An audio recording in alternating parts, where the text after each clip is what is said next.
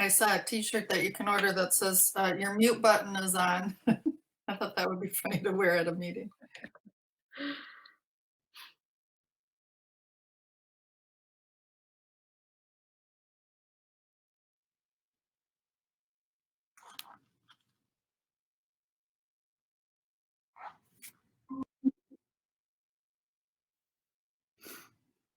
I'm just waiting for BEC TV queue. Okay.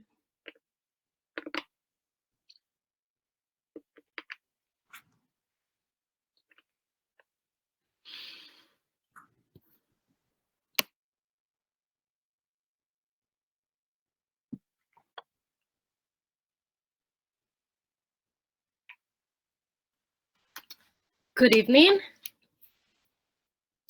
Welcome to the meeting of Independent School District 271 Bloomington Public Schools.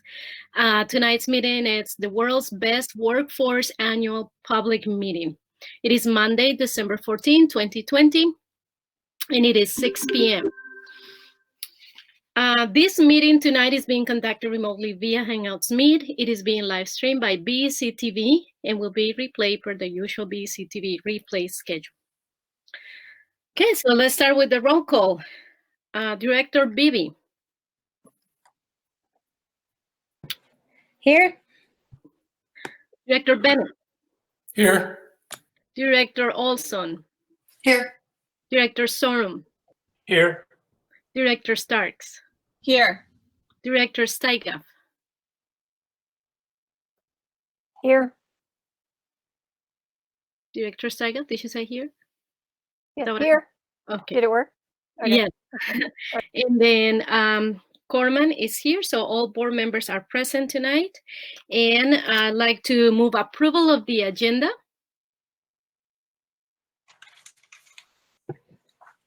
Bibi, so moved. Okay, thank you. All those in favor? Second, Sorrel. All those in favor of approving the agenda for tonight for this meeting, say aye. Director Bibi? Aye. Director Bennett? Aye. Director Olson? Hi. Director Sorum? Aye. Director Starks? Aye. Director Steigaff? Aye. And Corman, aye. And the agenda has been approved. So we moved into the item of the agenda, which is the 2019-2020 achievement results. And there we have World's Best Workforce metrics and achievement and integration progress. And for that, I'd like to call Mr. Andrew Cubas, the Executive Director of Learning and Teaching. Thank you, Chair Corman. Chair Corman, Superintendent Fujitaki, school board members, and viewing public. This is our yearly public meeting for our World's Best Workforce Annual Report. And so I know the school board members and the people on the call are familiar with it, but for the viewing public, the World's Best Workforce Law was passed in 2013. It came into effect for the 2014 school year. And so every year around this time, we present our World's Best Workforce Plan and results. About 4 years ago, our Achievement and Integration Plan was paired with this. And so we do 2 reports in one night. And again, just for a little bit of background, for people wondering what is the World's Best Workforce, again, it was a law that was passed in 2013. And essentially the legislation is in place because a couple of things were recognized by the leaders at the state. Our population was aging, was something that they determined. About 70% of the jobs they predicted would need more than a high school diploma. And so they wanted to make sure that we're looking after that. We don't have, at that time, there was not an adequate amount of qualified candidates to fill the positions. The fastest growing segment of the future workforce were students of color. And they currently at that time had the lowest graduation rate. And then Minnesota has one of the worst black-white achievement gaps in the country. Those are the MDE's phrases, not my phrases, but that's how they, the rationale for the World's Best Workforce. So again, every year we come and we present. This is a unique year because for many school districts, in all school districts, but for us here, we are lacking data to necessarily complete our goals because of the COVID-19 pandemic. I checked with some colleagues across the metro area, as well as did some research over the weekend and checking to see what other school districts have done for their meeting. And just to provide some context, we're in no different spot. Most of the categories are unable to complete because of the pandemic and the school shutdown last year. If you recall, the World's Best Workforce Report is for last school year. And so when we were shut down in March, we were not able to complete our standardized testing that we would usually do to fill out the report. That said, there still is important information to pass along and things to report out to you and our public. And so we'll do that tonight. What I think I'll do is I'm going to try to present. And so I just need some verbal, if you can see. Can you see my screen? It should say World's Best Workforce Update. Can you see that? Yes. Everything comes up? Yes. Yes. So again, phrase I used last time, but it really is a cast of many, many people who put this report together and attempted to capture the people that are here with you tonight. Myself, Dr. Heisted from Research and Evaluation, Dr. Cesar from the same department, Sarah Moline is here from Youth and Family Services, Beth Flottmeyer, our Curriculum and Instruction Director, Dr. Jenna Mitchler, our Assistant Superintendent, Mary Burrows from Human Resources, and Dina Wade Ardley, our Director of Educational Equity. We're all here. Our departments, among others, collaborated on this report. If you saw the report, it's about 30 pages long. It's very comprehensive. And so we get a lot of input into that report before we go too far. Just to give you, mostly again, the public, some background about where this report gets formulated and what happens to it. And so the MDE releases a template that we use for planning. I take that template, and make it into a Google Doc so that we can work together on it, our cross departments. But once that's finished, it goes through multiple stops. It goes through our DDAC, it goes through our PAC committee, it goes to the superintendent, it goes to you as a school board to look at, and comes to this meeting tonight. It'll go to the formal school board meeting afterwards to be passed, and then tomorrow I will upload the document into the MDE website so that they have it. So it's a long document, and it takes a lot of people to get it done, but we're happy to do it and happy to present tonight. I'm going to show two slides before I turn it over to Dr. Heisted to show a little bit around some data, but just to frame, again, continue framing the work that we're here. We're all familiar with our pathways to career in college. This is a little bit of a humble brag that our school district put this together before the World's Best Workforce ever came into law, and I think it was just great vision.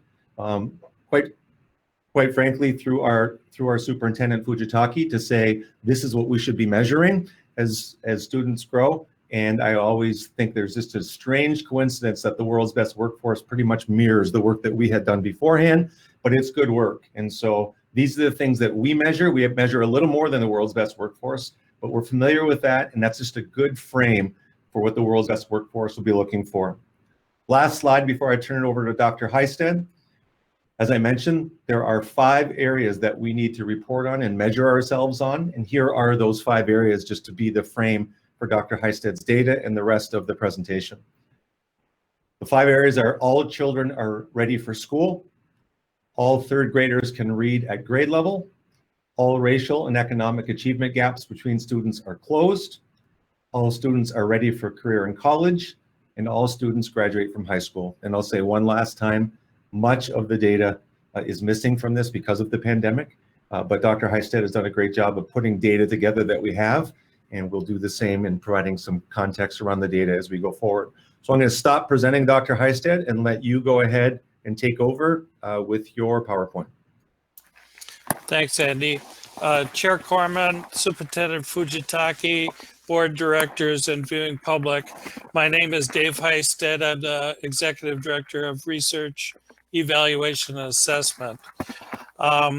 Instead of my typical 20 slides that I show at this board meeting, I only have 3 slides tonight. And as Deb pulls up those slides, I'll just talk a little bit about what's different this year.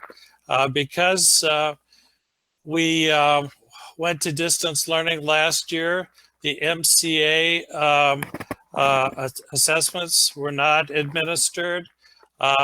In the fall, the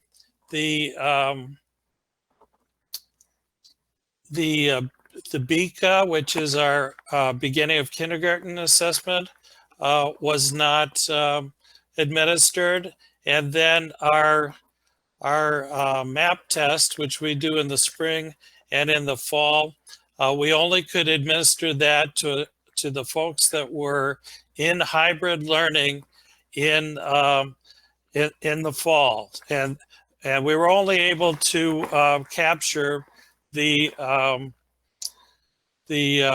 reading test scores for those students. So is my presentation now available to everybody? Deb, have you loaded it? I don't have it loaded right now. If somebody Okay. can do that, Should I try to present myself? Yes. Dr. Hystead, this is Andy Kubis. Let me try to, I'll get it going and then I'll try to present and we should be in good shape. So let me try that right here. Okay, thank you.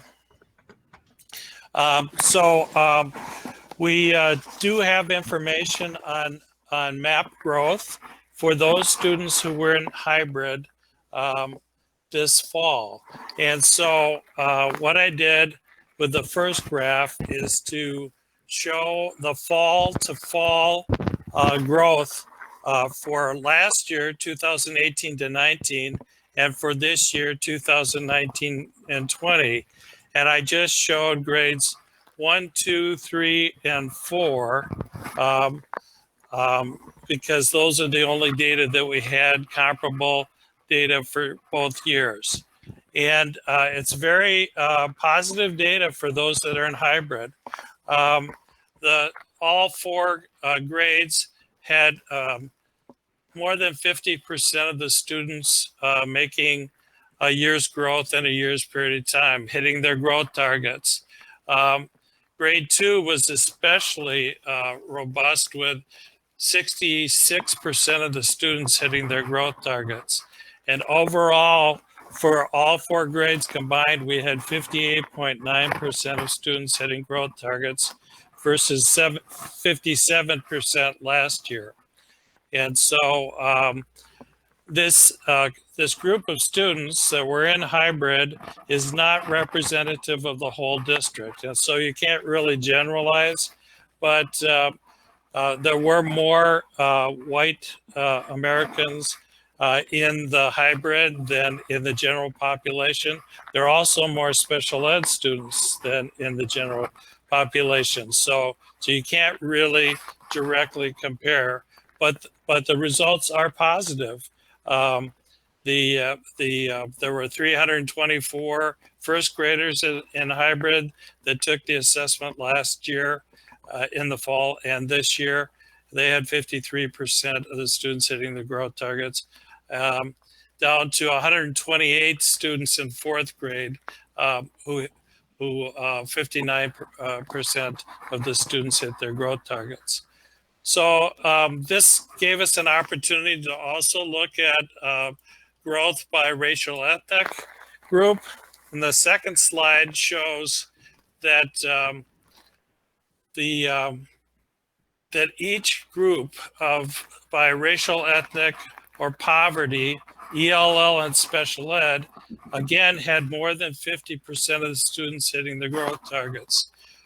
American Indian had 64% of students hitting growth targets. There were only 22 in hybrid at the time that it had been tested the previous year, but the results are remarkable. Asian students, 59%, Hispanic or Latino students, 57%, African American students, 55%, and white students, 57%. So this is remarkable in that we don't see the gaps increasing the way we have in previous years for one or more of the groups. Students receiving free or reduced price lunch in hybrid, 56% of those students hit their growth targets compared to 44%.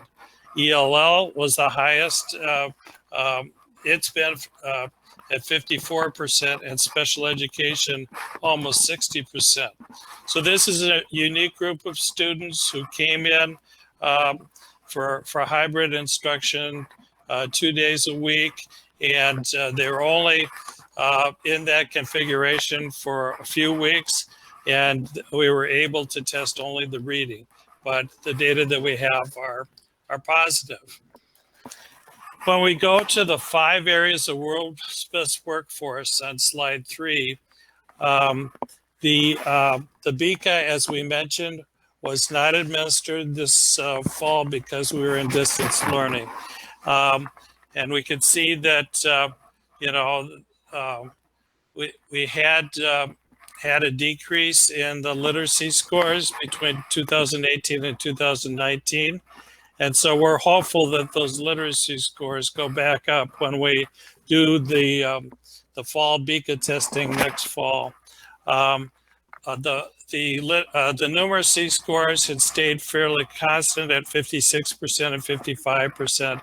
But again, we hope to see even better results next fall. Third graders, all students reading by grade 3. This is determined by students being at the 50% percentile or higher on the MAP test. And in 2019, we had 63% of the students at that level. This would be all third grade students.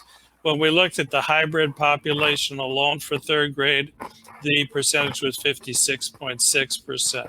And this may be due to the fact we had a larger group of special education students taking the assessment. They tend to score lower, but they made very nice growth. Then in terms of the gaps, the only gaps that I can really report on are the reading gaps between white and Hispanic. We saw 42% difference in proficiency on the MCA.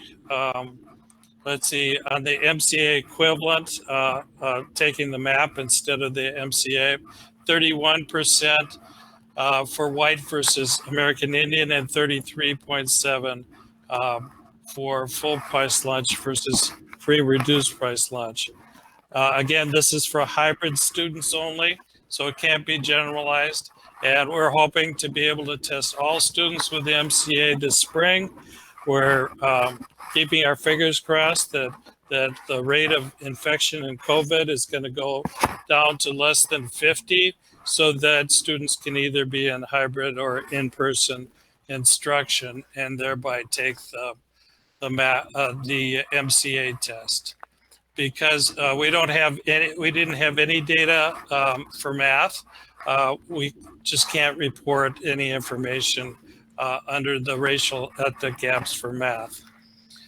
We do have an increase in 7-year graduation rate. Last year, we were at 87.6% of students graduating within 7 years. And this year, we're at 88.9. These data are always lagged about a year and a half. So this is actually 2019 data reported in 2020. And that's a similar with the baseline data. And finally, we had an indicator for students college and career ready. Students who score an ACT composite of 18 or higher have a good chance of being able to get into 2-year colleges. Last year, we're at 49.0% of students scoring 18 or higher. And this year, we had 50.1% of students scoring 18 or higher. Now I'm glad to take any questions that the board might have on the achievement data. Thank you, Dr. Heister. Any questions? You can raise your hand, the virtual hand.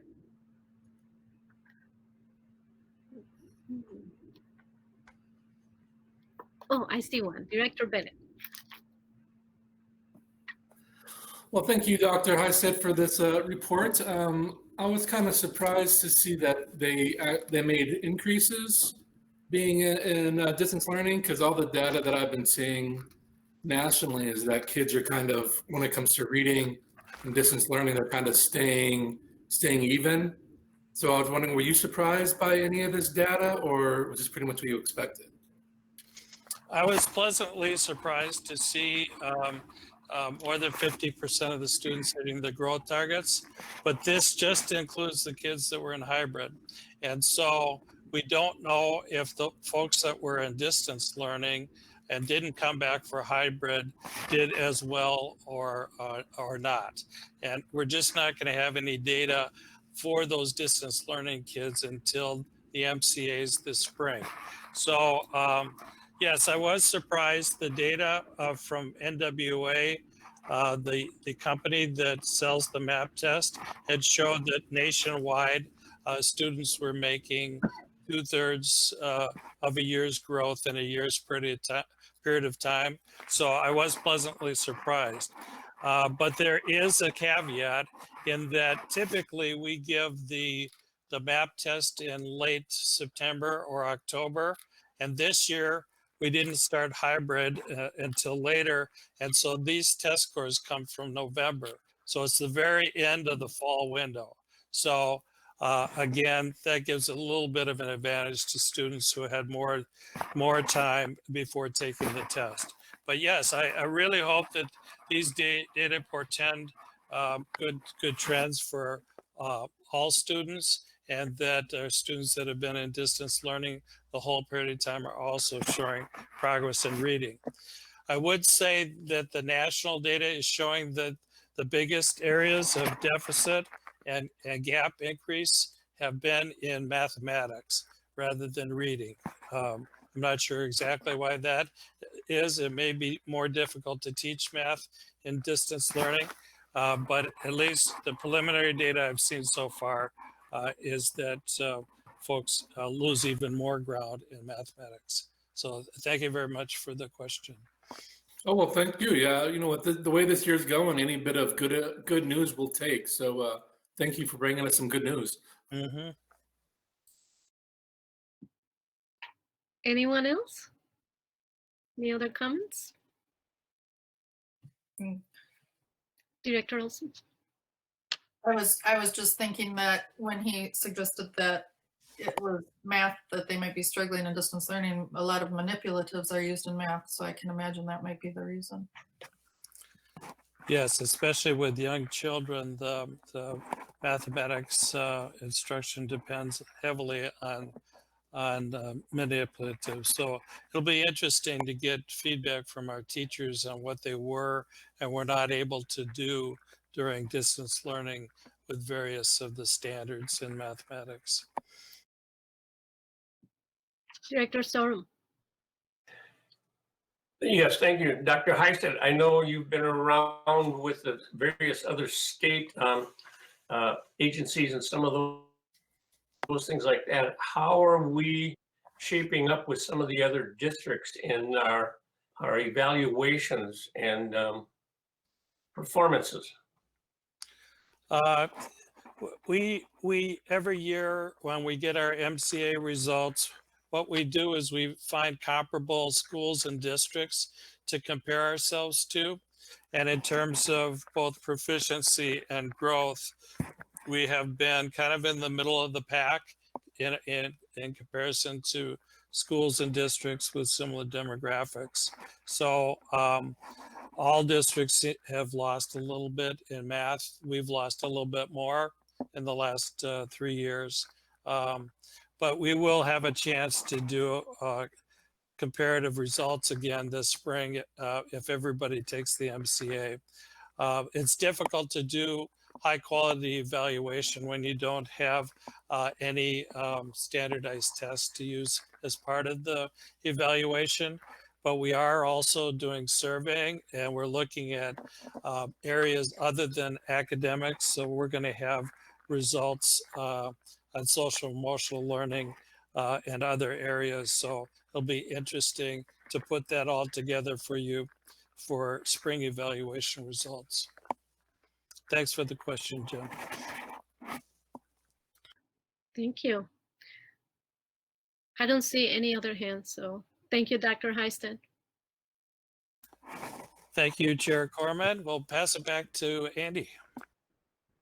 Thanks, Dr. Heisted. Chair Corman, I will now again get right back into the presentation and the slides. And I believe this is where we left off. So we talked about those goals. And so what we're going to do now is go through each of those goals. First one being Bloomington Public Schools aims to ensure all students are ready for school. And for each of the goals, I'd just like to give you a little bit of commentary about what we've been doing, some of the successes and perhaps some of the struggles as we've moved forward. And then we'll do that for the rest of the 5 goals, and then we'll turn it over to Dr. Mitchler for the Achievement Integration Report. So I'll turn this over to Sarah Moline to talk to us. Sarah Moline, again, from our early childhood. She's the director there to talk to us about this first goal area. Go ahead, Sarah. Good evening. Teacher teams have implemented comprehensive units of study that integrate the 8 domains of the early childhood indicators of progress. It's important to note that the units include language support for our emergent multilingual children.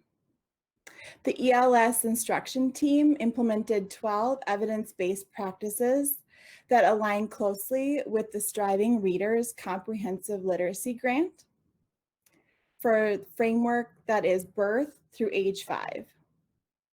Teachers have implemented TS Gold, which is a comprehensive assessment tool.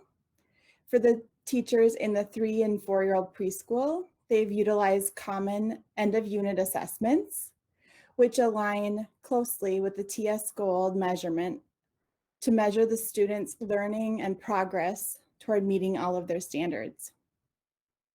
I'll now turn it over to Beth Flatmeyer for our next goal. Thanks, Sarah. Hello, members of the board and Chair Corman. Our next goal is that 3rd grade students read at grade level. And so some of the things that we do are we continue to focus on providing high quality standards-based core instruction for all students. Our core units of study integrate reading, writing, speaking, language, and media literacy standards to promote connections between oral language development, reading proficiency, and writing skills. And instruction is provided in phonological awareness, phonics, vocabulary, fluency, and comprehension. We are also working to support teachers using evidence-based practices to deliver core literacy instruction. The teaching and learning team provides ongoing training for principals and teacher leaders, who then in turn provide professional development for teachers at their sites using a train the trainer model. And we conduct literacy classroom visits with site leaders to collect evidence of implementation of these best practices. And then we use that data to plan future professional learning. And then 4 of our elementary sites have literacy coaches that were funded by the Striving Readers Comprehensive Literacy Grant, who then provided job-embedded professional development to teachers. And we have actually been awarded another grant to continue that work at the early childhood and at the elementary level. So some examples of language supports would be sentence frames, visual representations of academic vocabulary, and discussion protocols. And then the evidence-based practices that I talked about are use of small group instruction and providing clear opportunities for students to collaborate and discuss. We build vocabulary and content knowledge. And if you're ready to go on to the next one, Mr. Kubis. Okay, yep, there we are, perfect. Okay, so then the other component is that goal. The Bloomington Public Schools aims to close the achievement gap in reading and math. So as I discussed on the previous slide, we continue to focus on high quality core instruction. In addition, teacher teams met with district and teacher leaders to create environments that provide students with voice and choice in their work. Peer coaches and literacy coaches studied and provided professional development with culturally relevant practices, which is also a part of our Safe and Supportive Schools work. Students not meeting grade level expectations in reading and or math were provided with the opportunity to attend summer school and after school learning programs that focused on experiential learning. This past summer, the students were able to meet in a virtual setting, and students that met criteria also received additional supports during school, during the school day for reading. A little bit more in that area. If you want to switch to the next slide. Teachers also participated in weekly professional learning community work, during which they set student achievement goals and review formative assessment data to plan for instruction in order to be responsive to students. And our next slide has to do with all students graduating from high school. So new course proposals are created to meet the needs of all of our learners. And we have had course proposals in this year in computer science, world language, health, music, and a new ethnic studies class, just to name a few. And now I'll turn it over to Executive Director Kubis to discuss college and career readiness.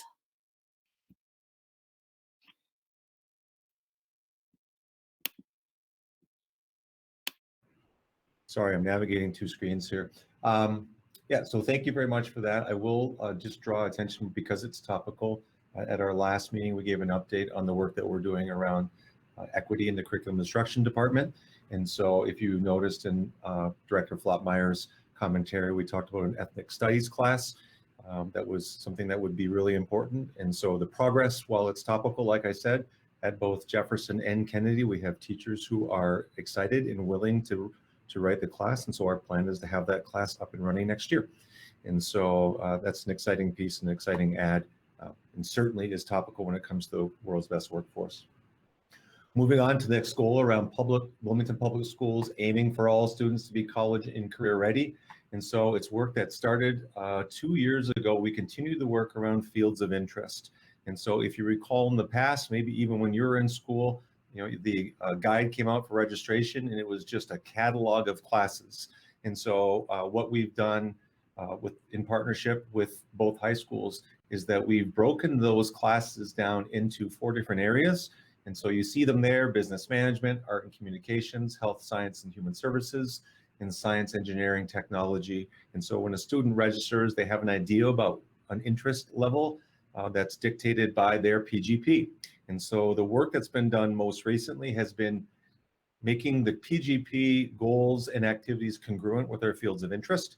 And so again, in both registration guides, both at Kennedy and Jefferson, you'll see these 4 categories, that field of interest box dropped over all of the classes. So a student can tell if they're picking a class where it fits in the field of interest. And so that's helping as we get students ready to be college and career. Instead of just taking classes whimsically, that might happen, that they've got a little more direction as they choose classes about where they might be headed. So that work continues through the PGP.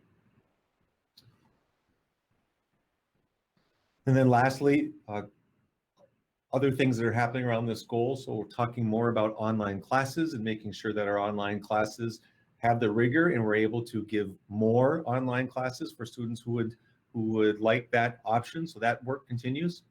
Differentiated student support is something that's really big, and I know it's last year's report. We started it last year when we went to distance learning, as we realized that not all students are going to be successful in distance learning. So schools started last year thinking about differentiated student support, and this year it has really taken off as students are making their way through school, making sure that there is support for all kids.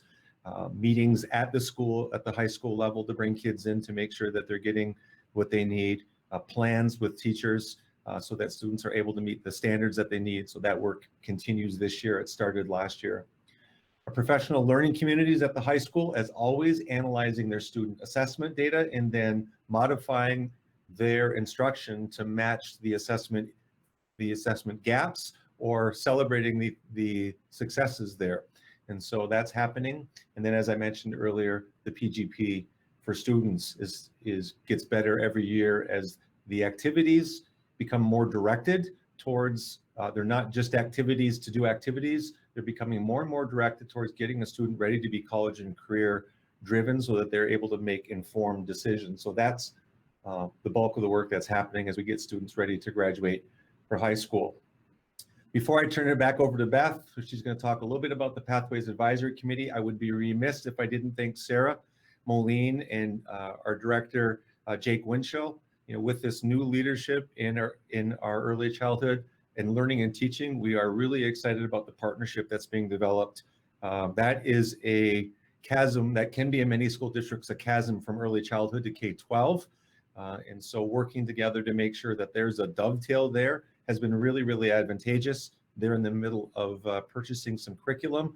And for the first time that I can remember, we're part of that process and with our curriculum experts to help them make some great decisions there. So I wanted to make sure that I celebrated that work that's being accomplished. Back to you, Director Flottmeyer, for our Pathways Advisory Committee work. Thank you. So the Pathways Advisory Committee is a group of parents and community members that advise the Teaching and Learning Department on curriculum and instructional issues. Last year, this group gave feedback on the curriculum review in visual arts, music, and science. And they were provided information on safe and supportive schools, as well as the middle school exploratory classes and new course proposals at the middle school and high school levels. And so now I'm going to pass the baton to Assistant Superintendent Dr. Jenna Mitchler to give an update on our achievement and integration work. Thank you for that, Director Flottmeyer. Thank you, Executive Director Andy Kubis and team. So I'm joined here tonight with Dina Wade-Ardley, who's our Director of Educational Equity, and we're going to talk just a little bit about the Achievement and Integration Plan. We'll give you a little update. So I'll first just say that this is, it's an update. It's just that. So if you follow our board meetings and our televised broadcasts often, you'll know that we do the full Achievement and Integration report in March. And so that is yet to come for this year, but this is our update on the school year from 2019-2020. So I'm going to start by just giving a little bit of an introduction about the Achievement and Integration Plan, and then I'll be handing it over to Director Wade-Ardley, who will talk a little bit more about some of the specifics of the work that's been happening.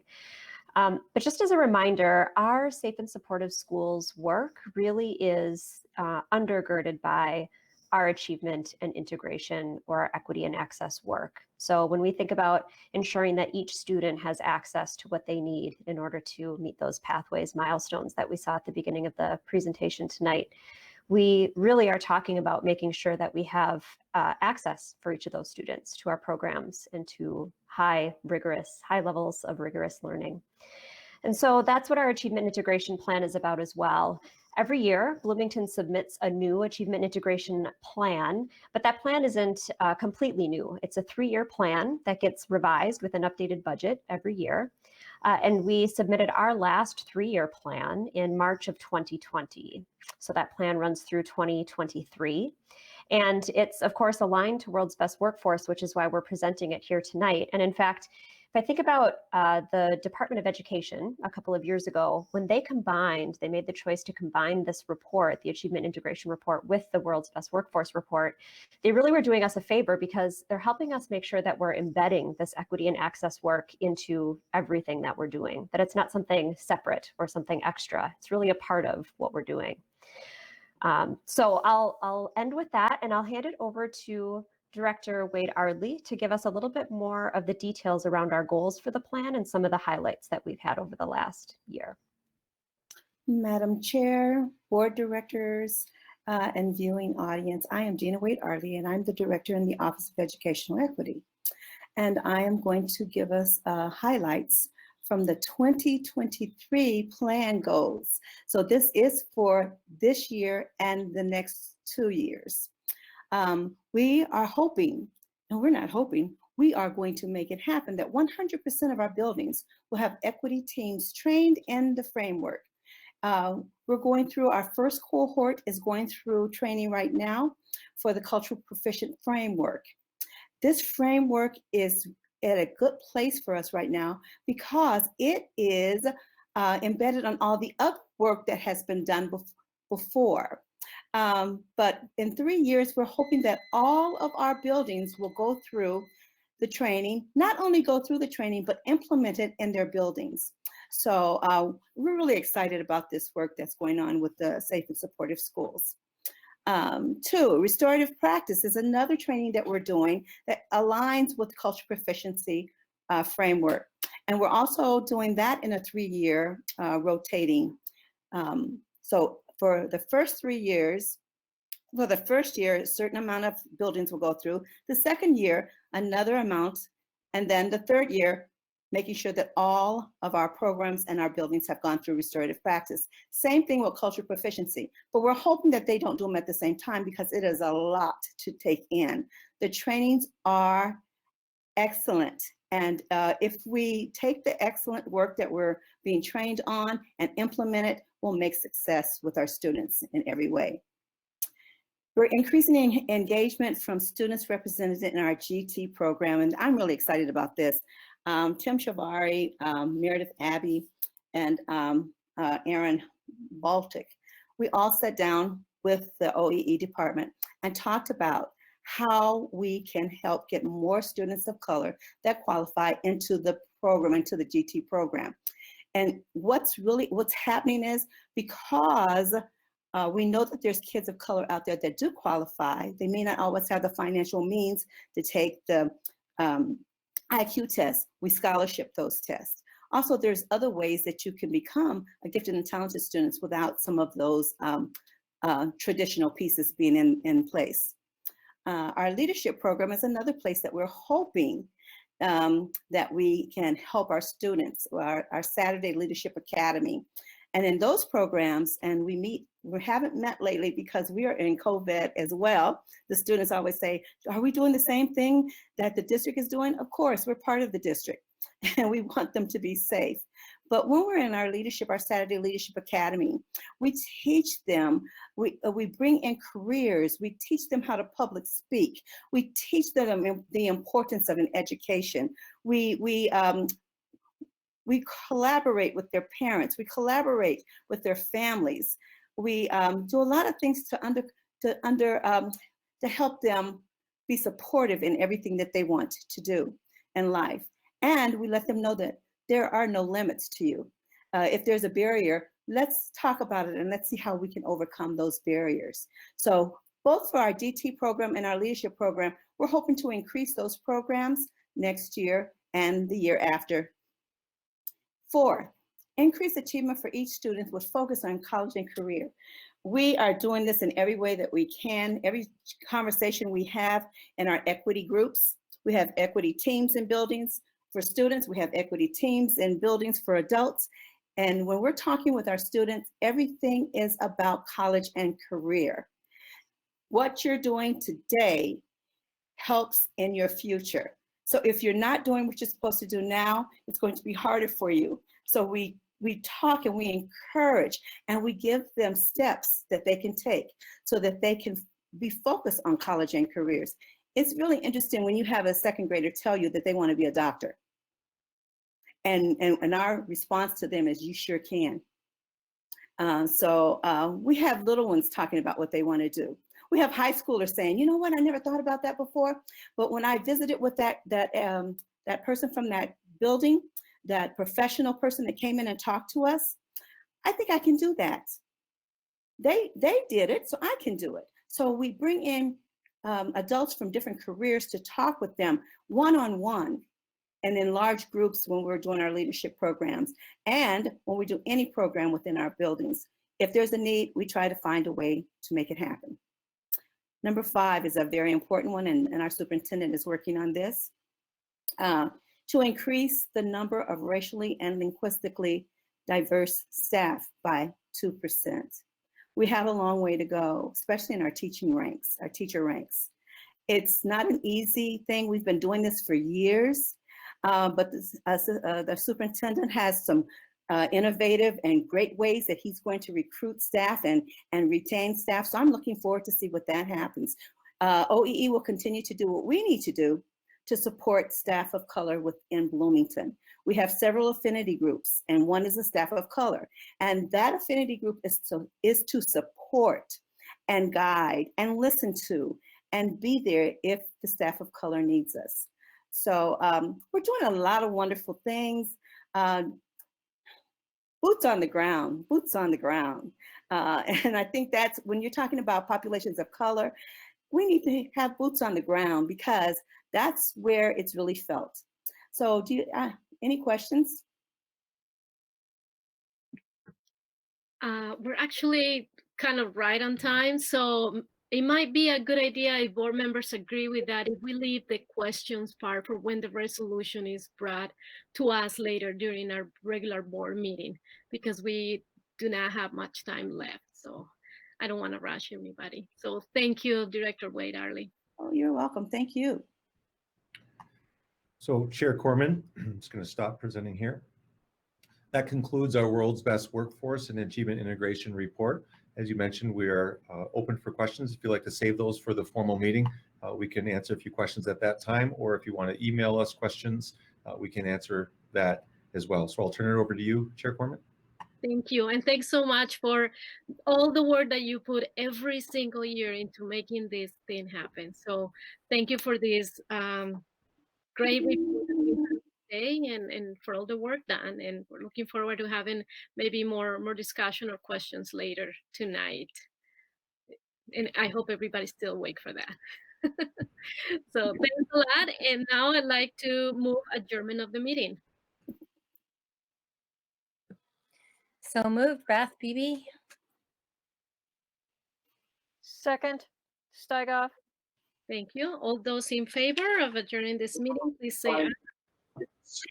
This was discussed in court. Some of these, by the way, are still being played out. They're still playing. Okay, really quick. Director Beebe. Hi. Move to adjourn the meeting. Yes, hi. Yes. When you have 65 to 70 million people, rough polls. Director Sorum, you need to, yes, please. Thank you. Okay, let's go. Director Beebe. Oh, sorry. Director Sorum, you need to mute the microphone, please. When you have 60. You need to turn off your TV there, Jim. Please mute your microphone now, Director Sorum. Sorry. Director Beebe. You said aye already, correct? Aye. Director Bennett. Aye. Director Olson. Aye. Director Starks. Aye. Director Steigoff. Aye. Director Corman, aye. This meeting is adjourned. Thank you so much, everyone. I'll see you in a little bit. Okay. Thank you.